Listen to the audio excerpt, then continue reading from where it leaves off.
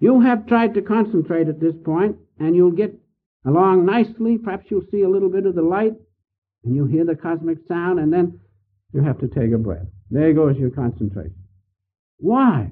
Because the breath ties the soul to the body through the era and pingular currents of the sympathetic nervous system. What do we have to do? We have to withdraw the life force from those two nerves, and then the breath will quiet down, and you can concentrate because you can break the attachment to the body. Now that brings in the third factor, the heartbeat. The work of the heart. The heart pumps 18 tons of blood a day. Imagine it.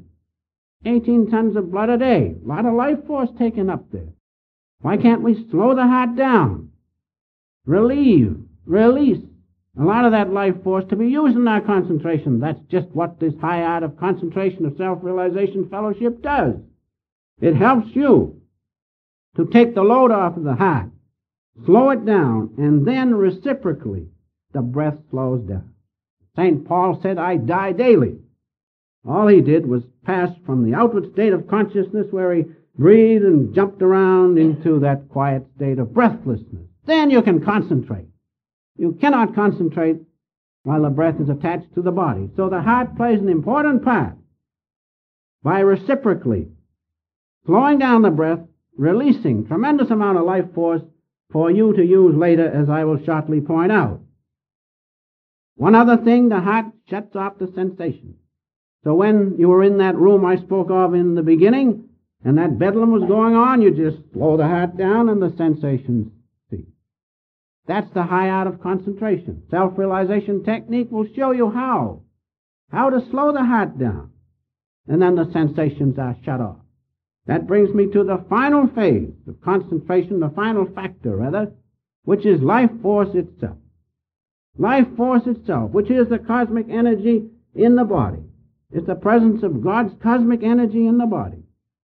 And when you control that, as I have said, withdraw that life force from the senses, from the muscles, from the internal organs of breath and heart, and even the involuntary nerves, what happens? That life force retires to the seat of the soul within you, the spine and the brain, and there it is, alerted, ready for you to use for success by the applying of the highest concentration. You understand? Life force is the key. If you can withdraw that life force from the senses, muscles, nerves, internal organs, it retires naturally to the spine. That's why you feel the bliss of God. This bliss of God does not just happen in you. There's a reason.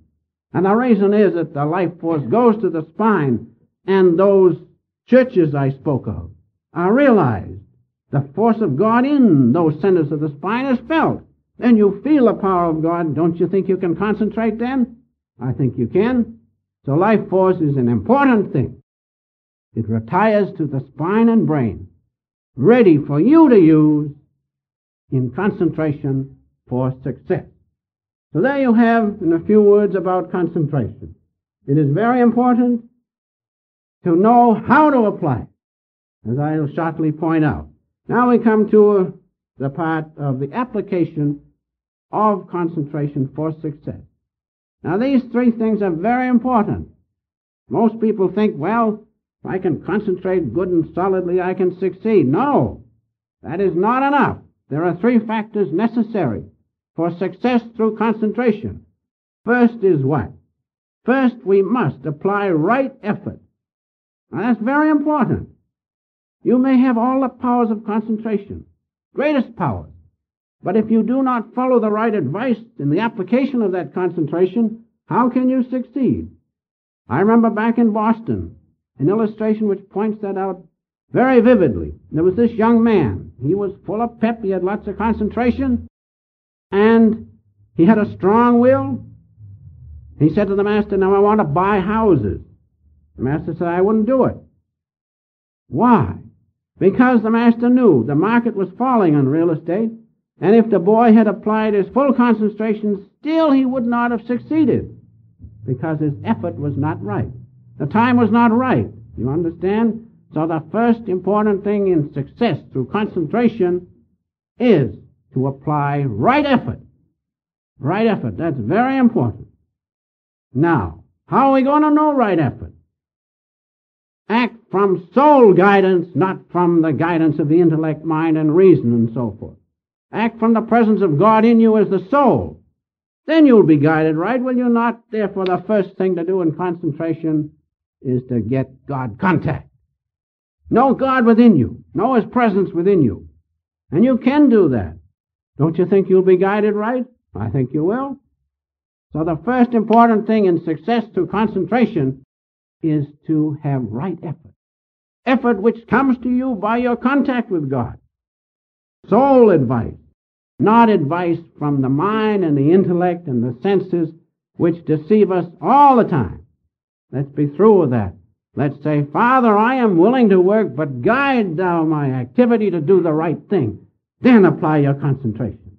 Now that brings us to the second important phase of success through concentration, which is concentration itself. All great businessmen, big businessmen, have tremendous power of concentration. No question about it. All great artists, all great men of God have tremendous power of concentration. You take the master. You would start him off on something, and he'd say, yes, he'd get enthused, then it'd die down, you'd think, well, I guess that's over with. No, he never let go. He never let go. He kept at it until finally it was consummated. So, concentration we will find in all great souls, in business, in the arts and sciences, and especially in religion. Because to know God, as I have said, is the science of all sciences. I'll give you an illustration of concentration. It'll only take just a minute. I think it's worthwhile. There was a young man came to our house. The master brought him. He just came from India. He said, I want you to meet this young man. He has some things to show you, tell you about. And so he brought this young Hindu fellow. And he came in and he said, how do you do? And I said, how are you? He said, when was your, what's the date of your birth? I said, March 26, 1893. He says, you were born on Sunday. I said, yes, that's right. And I began to wonder how he knew I was born on Sunday. Well, he says, that's nothing. He said, don't think anything of that. I said, all right. Now he says, you get some paper and pencil. There were 2 or 3 of us there. And he said, now you write down 6 figures. So he wrote 1, 6, 7, 8, 2, 3, 4. Now he says, put 6 figures under that.